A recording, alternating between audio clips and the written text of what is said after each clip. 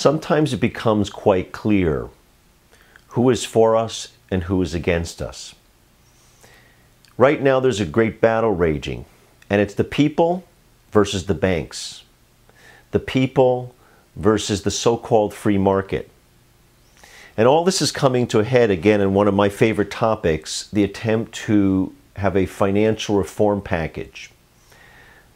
The push to try to reform our financial system so we don't go through the same kind of robbery and financial collapse that happened a year and a half ago, that bankrupted millions of Americans, that forced people to leave their retirement homes, and put the fear of the future in many people's hearts. And so now we know from an article today in the Wall Street Journal that the Chamber of Commerce is going to do everything possible to defeat the creation of a consumer agency. Here's what an executive vice president says in an article today in the Chamber. You can't find a single national business organization that came out to endorse the White House's consumer protection proposal. So says the Chamber's representative. So it is quite clear. The Chamber of Commerce, the financial institutions, the banks, many of those institutions who are bankrolling my opponent, all of those forces are going to do everything possible to defeat an agency that will protect you. Now, this is where I am very supportive of the President of the United States. The White House has proposed an independent consumer financial protection agency.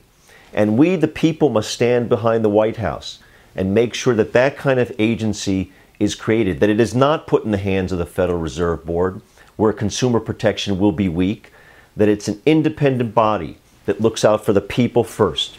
And I say to the President of the United States, let's learn from the healthcare debate.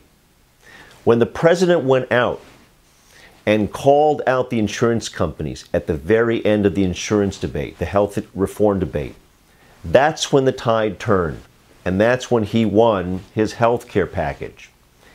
Let's do the same thing here, but let's start right away.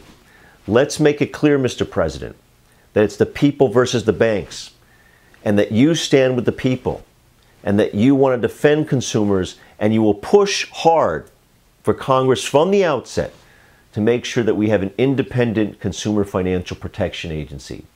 I pledge to you, all the voters, that if I'm elected to the United States Senate, I will fight for the people against the banks and the very financial institutions that created the crisis that we just went through, and that will never happen again.